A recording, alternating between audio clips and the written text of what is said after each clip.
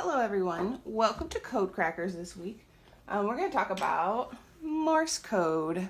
And I have a couple of resources that I will link below the video to further help you explore Morse code because there's only so much I can show you. It's a really interesting code, and it's one I highly recommend trying to learn if you can because it's got so many different applications. But I am not super skilled at tapping it out.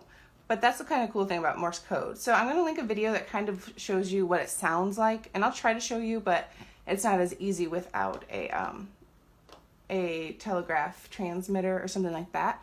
But Morse code was created to transmit messages across telegraph lines. So this was during the 1800s. So it's been around a very long time.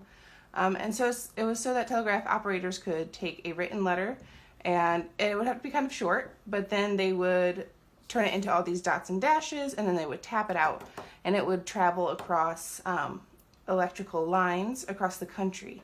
And then that way, people could send messages a lot quicker than mail, because mail could take weeks or even months to get to their friends or family in other states or even in the same state. But a telegraph, if you needed to get in contact with someone quickly, you could send a telegraph. Morse code has a lot of applications. The Army and other organizations used it for a really long time because you can do it over the radio as well. It's done usually through sound, but you can also do it using light. So if you get good at it, you can send a message in Morse code by flashing a light. So each dot is like a short tap, and then each dash is like a longer tap, which is kind of hard to do with just this instrument, but there is a trick to the spacing as well, and that's kind of a hard part. But once you get it down, they say that each person that uses Morse code kind of develops like their own, almost like a handwriting because of the way that they tap out the messages.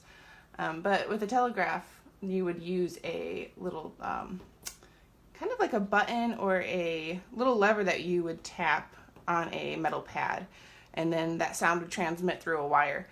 So it's pretty cool. I'm going to try to tap something out, but I definitely recommend watching the video, even just like a few minutes in the beginning, because you get to hear exactly what it sounds like.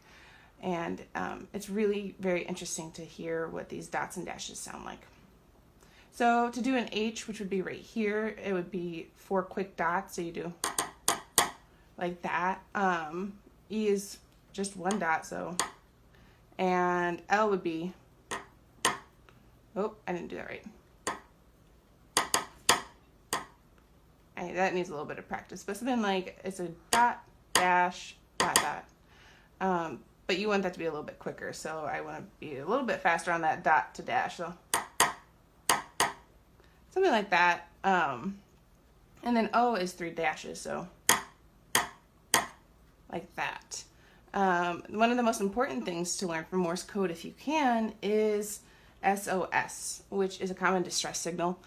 Ships use it, and pilots and other people have been known to use it, and because it is commonly known, especially among like radio operators, it can save people's lives, which is pretty cool. So S is 3 dots, and then O is dashes.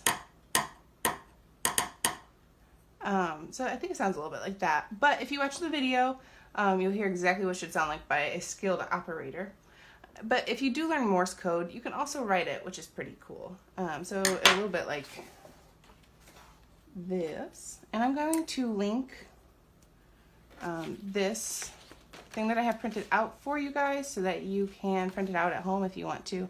Give it a try and see if you can kind of get the hang of tapping, or maybe use a flashlight and practice it in the dark. So we would do H, then E is another dot, and you leave like a little space, and L is a dot, dash, dot, dot. And fun fact, it's called Morse code for Samuel Morse. He was one of the first people to invent it, but several different people have worked on it and perfected it to the code that we use today.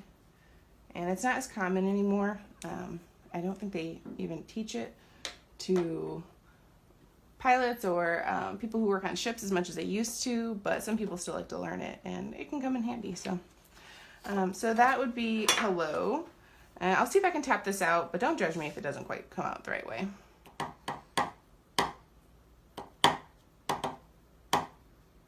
Oh, that was a dash, not a dot. I'm trying to do that one right there.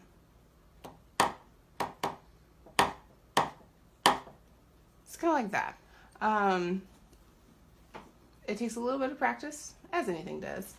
And I think you guys can get it though. Definitely just try practicing and writing it out. There's a lot of cool different applications for this, so give it a shot and let me know how it goes.